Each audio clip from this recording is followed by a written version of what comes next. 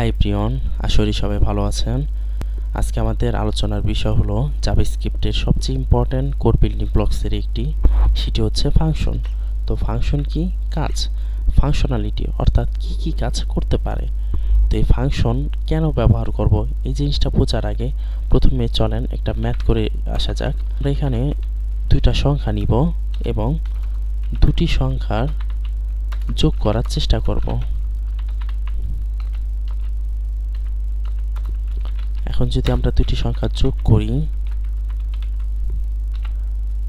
Output হ্যাঁ ঠিক আছে, কিন্তু এখন এই সেম কাজটি যদি আমার প্রোগ্রামে 10 বার করার দরকার হয়, এর মানে কি আমি কি আমার এই প্রোগ্রামে এই কাজটি 10 বার করব, এরকম 10 বার করব? হ্যাঁ, করা যাবে, আউটপুটও পাওয়া যাবে, বাট এই কাজটা আমার অনেক সময় সাপেক্ষ।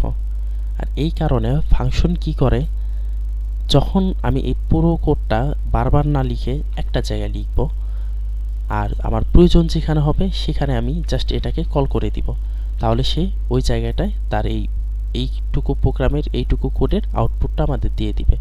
ফাংশন মূলত এই কাজটা করে থাকে। তো এখন আমরা যদি একটা ফাংশনের সিনট্যাক্স দেখি যে ফাংশন কী রকম হয়, তো ফাংশনের সিনট্যাক্সটা হলো, প্রথমে ফাংশন কথাটি লিখতে হবে, একটা স্পেস দিতে হবে এবং এখানে যে কাজ করব সেই অনুসারে একটা নাম দিতে হবে। তো আমরা চাচ্ছি এখানে একটা যোগের কাজ করব, এই জন্য আমি এটাকে সাম নাম দিলাম। এখানে আপনি আপনার ইচ্ছা মতো নাম দিতে পারবেন। এরপরে একটা ফার্স্ট ব্র্যাকেট দিবেন। এই ফার্স্ট ব্র্যাকেটটাকে বলা হয় মূলত প্যারান্থিসিস, আর এটার ভিতরে আমরা মূলত প্যারামিটার নিব, একটু পরেই সেটা বুঝতে পারবেন। তারপর একটা কার্লি ব্র্যাকেট দিব। এবার এই জায়গাটায় আমরা কোডগুলা লিখব। তো এই অংশটুকুকে বলা হয় ফাংশন স্কোপ। আর এইখানে যাই লেখা হবে এটা বাইরে কোনো ইমপ্যাক্ট ফেলবে না। এই ফাংশনের ভিতরের দুনিয়াটা সম্পূর্ণ আলাদা, এটার সাথে বাইরের দুনিয়ার সাথে কোনো কানেকশন নেই। এইটুকু অংশ হলো ফাংশনের স্কোপ, ফাংশনের ভিতরের কাঠামো।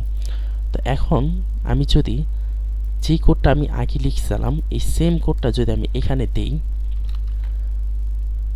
এখন এখানে যদি দিয়ে দিই ফাংশনের ক্ষেত্রে, সে কিন্তু আমাকে আউটপুট দিবে না। এর আগে আমরা দেখছিলাম এইটুকু কোড লিখলে কিন্তু আমরা আউটপুট পেতাম, কিন্তু এখন যদি আমি আউটপুটে যাই, আউটপুট নাই।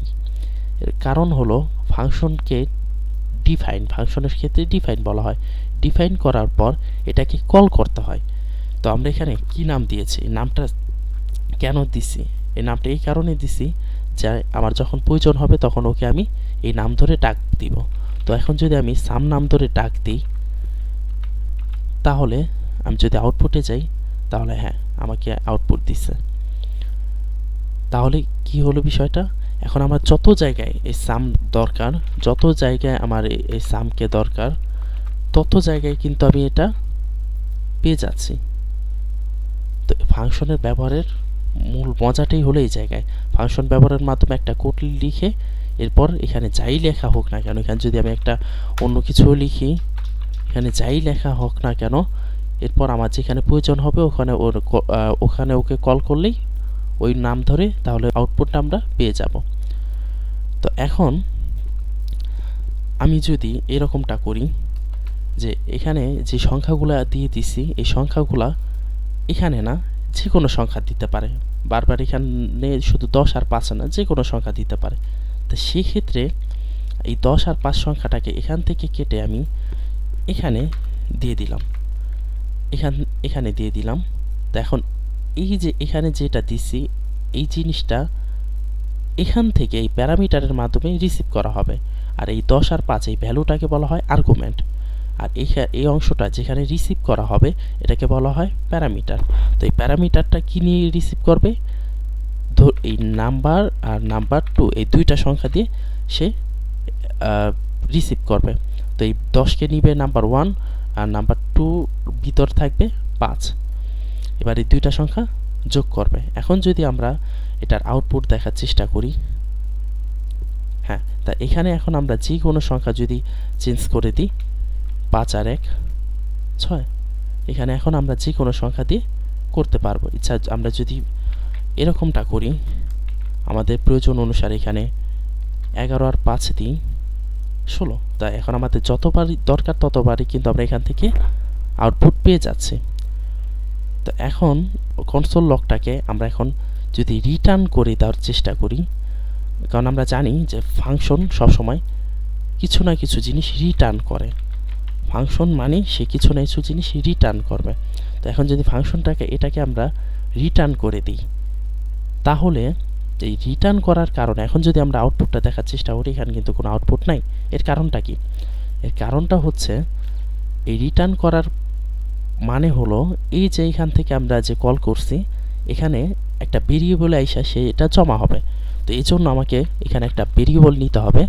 আমি টোটাল দিয়ে একটা ভেরিয়েবল নিলাম এবং এখানে আমি যদি কনসোল লগ করি টোটাল 1কে, এখন যদি আমি আউটপুট দেখার চেষ্টা করি, হ্যাঁ এটা দেখাইছে। তাহলে এর মানেটা দাঁড়াইলো এরকম যে যখন আমরা কোনো ফাংশনকে রিটার্ন করে দিব, তখন সেই রিটার্ন করার কারণে এখানে একটা ভেরিয়েবল ডিক্লেয়ার করতে হবে।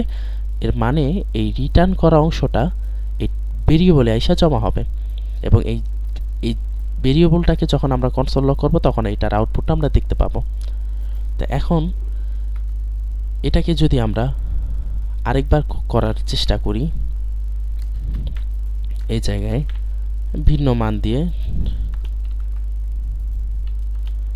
তাহলে যদি দেখি, হ্যাঁ এখানে আমরা মানটা চেঞ্জ করে দিই।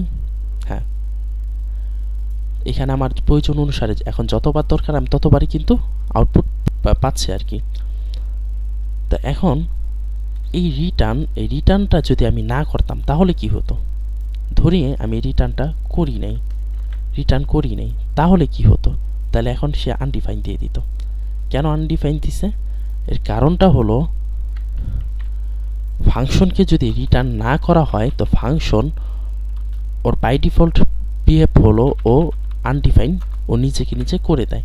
আর এটাই আমরা এখানে দেখতে পাই, আনডিফাইন। এটাই হলো ফাংশনের বিহেভ। ও যখন কিছু রিটার্ন না করা হয়, ওর ভিতরে বাই ডিফল্ট আনডিফাইন করে দেয়। তো এখন যদি আমরা এই কোডটা আরেকবার একটু দেখার চেষ্টা করি, যে যখন ওকে কল করা হয় এই দুইটা সংখ্যা দ্বারা, তখন এখানে প্যারামিটারে এই দুইটা সংখ্যাকে নিয়ে এই দুইটা সংখ্যাকে যোগ করে রিটার্ন করে দিবে ব্যবহার করার জন্য। তো এই রিটার্নটা আবার এই ভ্যালুর ভিতর আসবে এবং এটার ভিতরে যেহেতু আছে, তো এটাকে কনসোল লগ করলে আমরা এই আউটপুট পেতে পারি। আর এই রিটার্নই কিন্তু একমাত্র যে কোনো ফাংশনের সমাপ্তি ঘটায়। রিটার্নের পর যদি আমরা এখানে কোনো কিছু লেখার চেষ্টা করি, কিন্তু এটা কিন্তু দেখাবে না, এখানে দেখাবে না, কারণ রিটার্নের মাধ্যমে যে কোনো ফাংশন বের হয়ে যায়। এখন এই ফাংশন আরও আমরা একভাবে দেখাতে পারি, যেটাকে ফাংশন নিজেই কল করে, নিজেই বা তার ভিতর থেকে কল করে। যদি আমরা এটা দেখার চেষ্টা করি, এটা ফাংশন যদি আমরা লিখি ফাংশন add,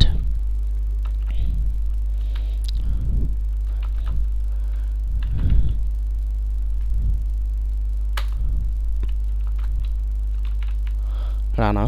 তো আমি যদি এখন এখানে এই ফাংশনটা এখন কি এখানে কল করে না, কিন্তু আমি যদি এই ফাংশনটাকে নিজে কল করানোর চেষ্টা করি, তাহলে কি করব? জাস্ট একটা ব্র্যাকেট দিয়ে দিব। এই যে এখানে একটা ফার্স্ট ব্র্যাকেট দিছি শুরুতে আর শেষে, এবং পরে কল করার যে ফার্স্ট ব্র্যাকেটটা দিয়ে দিই, ওই ফার্স্ট ব্র্যাকেটটা দিব, তাহলে ও নিজেকে কল করবে। এটা হলো ফাংশনকে আমরা কল করব না, ও নিজেই কল করবে। এই যে এখানে আউটপুট আমরা তাহলে দেখতে পাচ্ছি। এছাড়াও অ্যানোনিমাস নামক একটা ফাংশন আছে, সেভাবে করতে পারি। তো অ্যানোনিমাস মানে কি, নাম ছাড়া, বুঝেই যাচ্ছে। তো অ্যানোনিমাস ফাংশনের ক্ষেত্রে কী করব? সেখানে আমরা একটা এই জেডটাই আমরা জাস্ট এখান থেকে উঠে এখানে দিয়ে দিব। যদি আমরা এখানে দিয়ে দিই, আর এই ফাংশনটা অ্যানোনিমাস, এটার দরকার নেই, এটাকে এখানে লিখে দিব। তো এটাকে আমরা যদি সরিয়ে দিই, এখন এই জেডটাকে যদি আমি কল করি, এভাবে করা যায়। এটাকে বলা হয় অ্যানোনিমাস, বা এটা ফাংশনের এক্সপ্রেশন। আর যদি আমরা ফাংশনের নাম বলতে চাই, তাহলে এটা হলো অ্যানোনিমাস একটা ফাংশন।